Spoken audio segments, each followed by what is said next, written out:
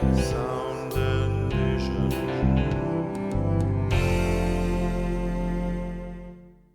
Welcome to Chapter 1 of Poe, Volume 5, written by Edgar Allan Poe.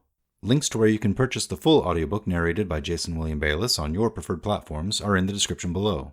Don't forget to like and subscribe if you appreciate this kind of content. The Man of the Crowd. Ce grand malheur de ne pouvoir être seul. La Bruyère. It was well said of a certain German book that lasst sich nicht lesen, it does not permit itself to be read. There are some secrets which do not permit themselves to be told.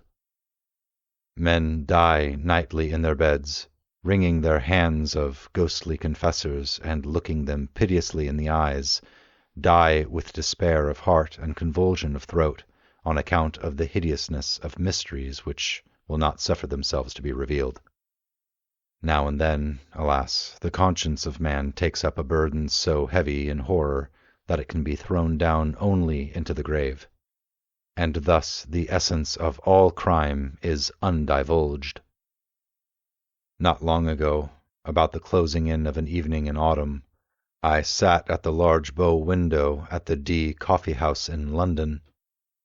For some months I had been ill in health, but was now convalescent, and, with returning strength, found myself in one of those happy moods which are so precisely the converse of ennui, moods of the keenest appetency when the film from the mental vision departs, the achlics ipris epiev, and the intellect, electrified, surpasses as greatly its everyday condition as does the vivid yet candid reason of Leibniz, the mad and flimsy rhetoric of Gorgias. Merely to breathe was enjoyment, and I derived positive pleasure even from many of the legitimate sources of pain. I felt a calm but inquisitive interest in everything. With a cigar in my mouth and a newspaper in my lap, I had been amusing myself for the greater part of the afternoon, now in poring over advertisements, now in observing the promiscuous company in the room, and now in peering through the smoky panes into the street. This latter is one of the principal thoroughfares of the city, and had been very much crowded during the whole day.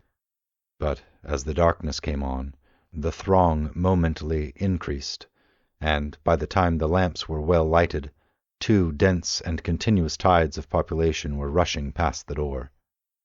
At this particular period of the evening I had never before been in a similar situation, and the tumultuous sea of human heads filled me, therefore, with a delicious novelty of emotion. I gave up, at length, all care of things within the hotel, and became absorbed in contemplation of the scene without. At first, my observations took an abstract and generalizing turn. I looked at the passengers in masses, and thought of them in their aggregate relations. Soon, however, I descended to details, and regarded with minute interest the innumerable varieties of figure, dress, air, gait, visage, and expression of countenance. By far the greater number of those who went by had a satisfied business-like demeanor, and seemed to be thinking only of making their way through the press. Their brows were knit, and their eyes rolled quickly. When pushed against by fellow wayfarers, they evinced no symptom of impatience, but adjusted their clothes and hurried on. Others, still a numerous class, were restless in their movements, had flushed faces, and talked and gesticulated to themselves as if feeling in solitude on account of the very denseness of the company around. When impeded in their progress, these people suddenly ceased muttering, but redoubled their gesticulations, and awaited, with an absent and overdone smile upon the lips, the course of the persons impeding them. If jostled, they bowed profusely to the jostlers, and appeared overwhelmed with confusion. There was nothing very distinctive about these two large classes beyond what I have noted. Their habiliments belonged to that order which is pointedly termed the decent. They were undoubtedly noblemen, merchants, attorneys, tradesmen, stock jobbers, eupatrids, and the commonplaces of society, men of leisure and the men actively engaged in affairs of their own, conducting business upon their own responsibility. They did not greatly excite my attention. The tribe of clerks was an obvious one, and here I discerned two remarkable divisions. There were the junior clerks of flash houses, young gentlemen with tight coats, bright boots, well-oiled hair, and supercilious lips. Setting aside a certain dapperness of carriage, which may be termed deschism for want of a better word, the manner of these persons seemed to me an exact facsimile of what had been the perfection of bon ton about 12 or 18 months before. They wore the cast-off graces of the gentry, and this, I believe, involves the best definition of the class. The division of the upper clerks of staunch firms, or of the steady old fellows, it was not possible to mistake. These were known by their coats and pantaloons of black or brown, made to sit comfortably, with white cravats and waistcoats, broad, solid-looking shoes, and thick hose or gaiters. They had all slightly bald heads, from which the right ears, long used to pen-holding, had an odd habit of standing off on end. I observed that they always removed or settled their hats with both hands, and wore watches with short gold chains of a substantial and ancient pattern. Theirs was the affectation of respectability, if indeed there be an affectation so honorable. There were many individuals of dashing appearance, whom I easily understood as belonging to the race of swell pickpockets with which all great cities are infested. I watched these gentry with much inquisitiveness, and found it difficult to imagine how they should ever be mistaken for gentlemen by gentlemen themselves. Their voluminousness of wristband, with an air of excessive frankness, should betray them at once. The gamblers, of whom I descried not a few, were still more easily recognizable. They wore every variety of dress, from that of the desperate thimble-rig bully, with velvet waistcoat, fancy neckerchief, gilt chains, and filigreed buttons, to that of the scrupulously inornate clergyman, than which nothing could be less liable to suspicion. Still, all were distinguished by a certain sodden swarthiness of complexion, a filmy dimness of eye, and pallor and compression of lip. There were two other traits, moreover, by which I could always detect them: a guarded lowness of tone in conversation, and a more than ordinary extension of the thumb in a direction at right angles with the fingers. Very often, in company with these sharpers, I observed an order of men somewhat different in habits, but still birds of a kindred feather. They may be defined as the gentlemen who live by their wits. They seem to prey upon the public in two battalions, that of the dandies and that of the military men. Of the first grade, the leading features are long locks and smiles; of the second, frogged coats and frowns. Descending in the scale of what is termed gentility, I found darker and deeper themes for speculation.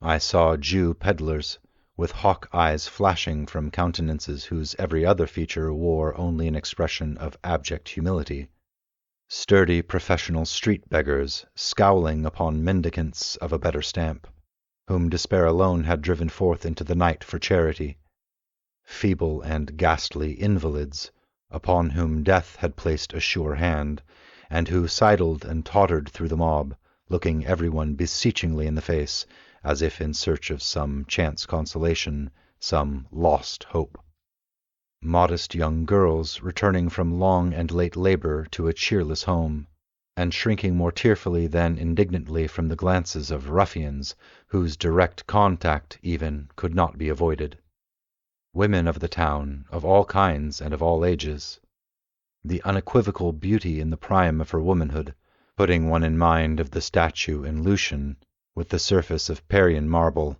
and the interior filled with filth. The loathsome and utterly lost leper in rags, the wrinkled, bejeweled, and paint-begrimed beldame making a last effort at youth, the mere child of immature form, yet, from long association, an adept in the dreadful coquetries of her trade, and burning with a rabid ambition to be ranked the equal of her elders in vice. Drunkards innumerable and indescribable, some in shreds and patches, reeling, inarticulate, with bruised visage and lackluster eyes, some in whole, although filthy garments, with a slightly unsteady swagger, thick, sensual lips, and hearty-looking, rubicund faces. Others clothed in materials which had once been good, and which even now were scrupulously well brushed. Men who walked with a more than naturally firm and springy step, but whose countenances were fearfully pale, whose eyes hideously wild and red, and who clutched with quivering fingers, as they strode through the crowd, at every object which came within their reach. Beside these, piemen, porters, coal-heavers, sweeps, organ-grinders, monkey-exhibitors, and ballad-mongers, those who vended with those who sang, ragged artisans and exhausted laborers of every description, and all full of a noisy and inordinate vivacity which jarred discordantly upon the ear and gave an aching sensation to the eye. As the night deepened, so deepened to me the interest of the scene, for not only did the general character of the crowd materially alter, its gentler features retiring in the gradual withdrawal of the more orderly portion of the people, and its harsher ones coming out into bolder relief, as the late hour brought forth every species of infamy from its den. But the rays of the gas lamps, feeble at first in their struggle with the dying light, had now at length gained ascendancy, and threw over everything a fitful and garish lustre. All was dark yet splendid, as that ebony to which has been likened to the style of Tertullian. The wild effects of the light enchained me to an examination of individual faces, and although the rapidity with which the world of light flitted before the window prevented me from casting more than a glance upon each visage, still it seemed that, in my then peculiar mental state, I could frequently read, even in that brief interval of a glance, the history of long years. With my brow to the glass, I was thus occupied in scrutinizing the mob, when suddenly there came into view a countenance, that of a decrepit old man, some 65 or 70 years of age, a countenance which at once arrested and absorbed my whole attention, on account of the absolute idiosyncrasy of its expression.